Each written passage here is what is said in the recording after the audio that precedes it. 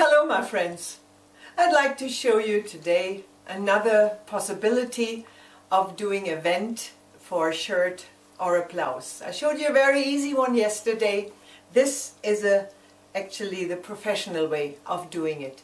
You can see this kind of vent on a high quality shirt and a high quality blouse.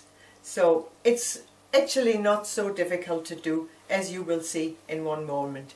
It's a very nice finished off vent. So let me show you how you got to do it. First of all, you have to mark on the left side of the material in which position you want to put this vent. Then you need to cut two facing pieces, a small one and a slightly larger one. As I decided that I want my vent to be 9 centimeters long and 2.5 centimeters wide when the facings are finished, I will cut my two facing pieces, the small one 7 centimeters wide and 11 centimeters long, and the bigger one is also 7 centimeters wide and 14 centimeters long. So you're starting by pulling your marked sleeve underneath the machine, and we start with the smaller piece, the shorter piece, and on each of those pieces you can already iron one of the long sides by 1 centimeter over. But we will stitch on now the side that has not been ironed over. So put it next to your line that you marked and put it about 2 millimeters away from the line that you marked. As my finished vent's supposed to be 2.5 centimeters wide, I'm trying to do on each side about a 12 millimeter seam here.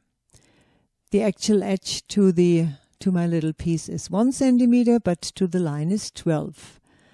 And I start exactly where I marked the lengths. Now you take the longer piece and do exactly the same. Leave a little space of 2 millimeters to your line.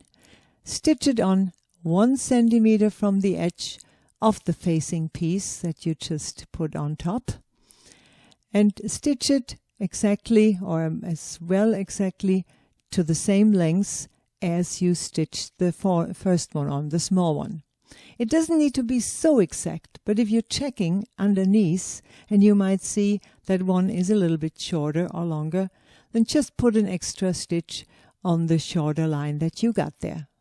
And then you should be quite even, or mark it very well with a little pen how far you'd like to stitch it over. So now you turn it around. As you can see, I used a slider thread on the bottom so you can see this a little bit better, as you need to cut this in right in the middle. Don't cut through your two pieces from the left side that you got underneath, and stop cutting about 1 centimeter before your last stitch on the top, because you have to cut a little triangle into this now. Cut exactly towards your last stitch and directly in front of it, but make sure not to cut the thread all the way through, only just exactly onto that one there. So you have this little triangle there, which we need later on. Now you're taking, as this was the left side, you're taking the smaller piece and pull it over to the right side. You can go to your ironing or do what I do, just go over with your nail to flatten it a little bit. Now this is your ironed over edge, and you just fold it on top of it, because that's how we're going to stitch this on now. That's quite easy. You start exactly where your last stitch was. Put the other part upwards so you don't by accident fasten something that you don't want, and start stitching exactly where your other first stitch was there on the top. Now you could finish there, but I like to stitch over this edge as well, so I stitch over to the other side, go all the way up, put everything out of the way, go all the way to the top, stitch across, and even now close this little leftover piece that we got there. So if you look at this from the proper side now, you see that's already lying very well there, and this other piece automatically turned around for me already, as this got to be folded over like that now. And if you cut your corners well, as I showed you, it automatically lies perfectly into that corner, as you can see here. So we have to do exactly the same on this side now, fold it over. But I will now, first of all, stitch this top line together. I will just do it all the way across straight. You leave this ironed piece, you leave it lying ironed over, and put it down by leaving 1 centimeter standing over of the non-ironed part of the material that you have there. You, of course, don't have to make it straight. You could also make a little triangle stitching there to give it a different look. If the material is quite thick, you have to cut a little bit out before you turn it over, but mine is quite thin, so it doesn't matter. I just turn it around. And now, as I said before, my ironed over edge will be flopped on top of there.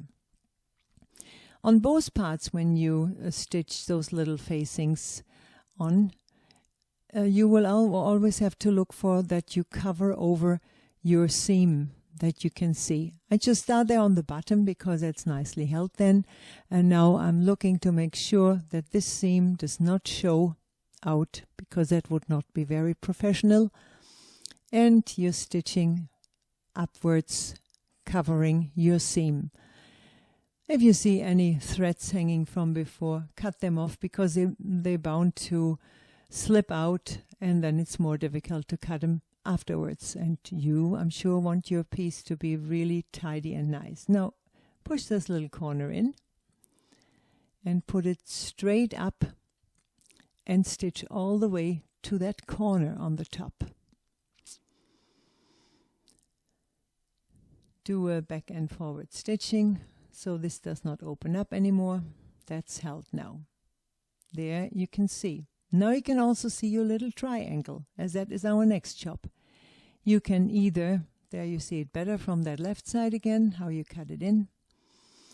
You can just fold it up and then stitch over, or you can take this triangle corner with your underneath facing and just go over it with a couple of stitches to hold it. You see on the left side, then it's all clean and tidy there already and can't slip out anymore if you fastened it there.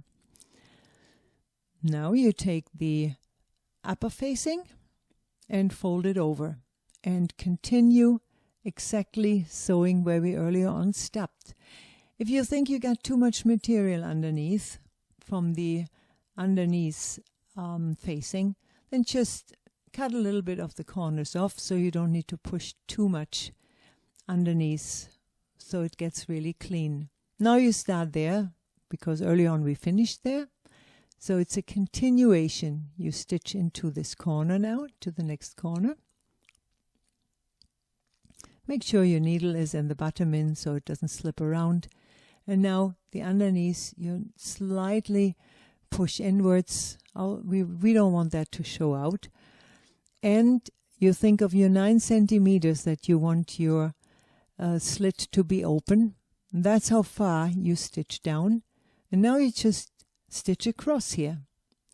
You could finish there if you wish, but as you see on some shirts or blouses, that sometimes there's also a cross stitched in. Then just take a little piece of your cardboard that you got lying around, a thin one, stitch across to that corner, go down in exactly the same seam that you have there already, and finish off by stitching into the next corner. And that's practically all you got to do. Now you can see the only thing we haven't stitched is this ironed over edge. It's not necessary. You will see on many shirts that that is not stitched over, but I want it to be stitched down because it's so much easier after a wash to iron over it, because it never curls around or anything. That's quite good.